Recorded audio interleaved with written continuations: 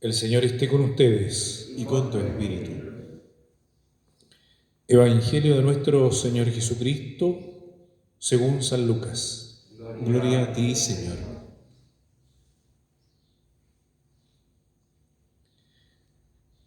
En cierta ocasión se presentaron unas personas que comentaron a Jesús el caso de aquellos galileos cuya sangre Pilato mezcló con la de las víctimas de sus sacrificios.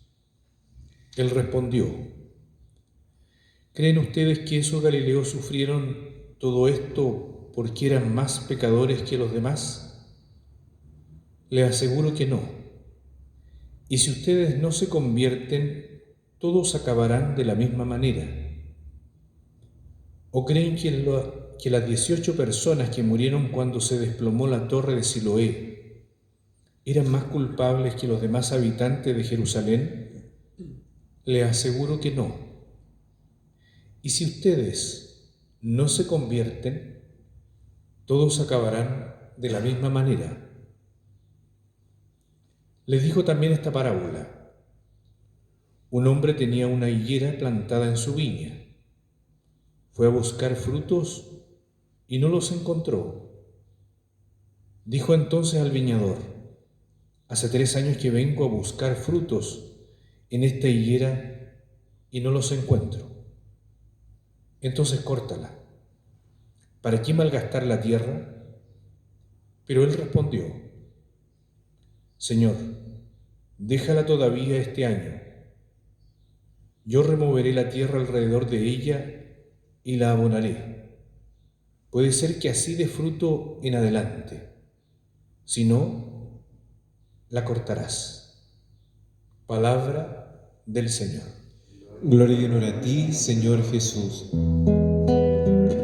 Tú has venido, tú volverás, te esperamos, oh Jesús. Estabas muerto y vivo estás, sé nuestra vida, oh Jesús. Tú has venido, tú volverás, te esperamos, oh Jesús. Estabas muerto y vivo estás, sé nuestra vida, oh Jesús.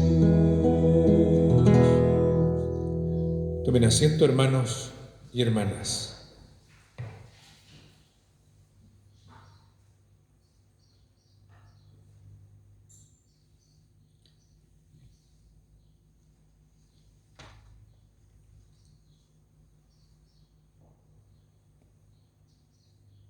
Nos colocamos ante esta palabra de hoy día, de este evangelio extraño, por decirlo lo menos,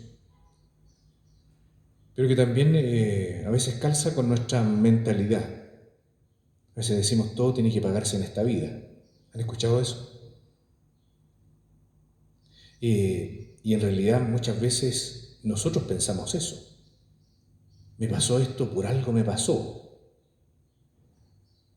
Entonces muchas veces se relacionan, en tiempo de Jesús relacionaban directamente el pecado con algo, un problema, una dificultad, un defecto físico, la pobreza misma, la enfermedad.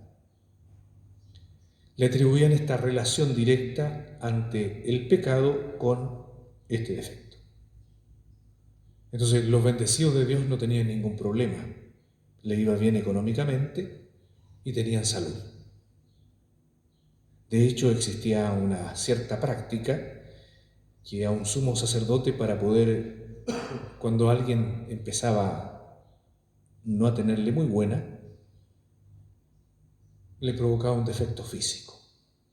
No sé, accidentalmente se picó un ojo. No podía ser más sumo sacerdote. El defecto físico era relacionado directamente con un pecado, aunque haya sido un accidente. Esos eran los tiempos de Jesús. Entonces, por eso cuando Jesús le hacen esta pregunta, bueno, y mira lo que les pasó a estos, donde Pilato mezcló la sangre con la de las víctimas. Para un judío eso era sumamente complejo. porque la sangre no podía estar en la tierra. ¿Se recuerdan ustedes el pasaje del Génesis donde Caín mata a Abel? Dice, la sangre de tu hermano clama desde la tierra. La sangre es un elemento para el judaísmo muy potente. Por eso no se podía tocar a alguien que estuviese herido, porque también se contaminaban. No solo es la sangre el elemento vital, sino que contamina. Y todas las reglas que habían con respecto a la pureza muchas veces tenían que ver con la sangre. Por este concepto que había de estar tan unida a la experiencia vital. Sin embargo, vista de esa manera, esta es una tremenda desgracia. O sea, ellos están condenados permanentemente, estas personas que fueron contaminadas la sangre con la de las víctimas, con la de los animales. Y por eso esa lectura de la caída de la torre de Siloé, se dice, esos algo hicieron. Y díganme si no les ocurre a ustedes eso también. Cuando a alguien le pasa, merecido se lo tenía. Yo he escuchado a más de alguno por ahí, las está pagando. Entonces, en la mentalidad de Jesús no está eso. No está eso, para nada. No tiene que ver, no tiene relación una cosa con otra. Lo va a decir también respecto a la ceguera del ciego de nacimiento. Los discípulos le preguntan, ¿quién pecó, él o sus padres? ¿Quién fue, él o sus padres? Y Jesús que le dice, ni él ni sus padres. Jesús está haciendo una purificación de nuestro pensamiento. Y a eso es lo que tenemos que abrirnos, a un nuevo modo, porque si no la higuera no va a dar frutos. Nosotros que somos la higuera no daremos frutos. El pueblo de Dios no dará frutos si no entra en una mentalidad distinta, que es la compasión de Dios. Y por eso hoy día, este día sábado, que también lo decía Iván, terminamos la semana. Hoy día es el último día de la semana, mañana es el primero, el domingo. Entonces terminamos esta semana puestos en Dios, en su pensamiento. Y que Él nos clarifique también lo que tenemos que vivir hoy día.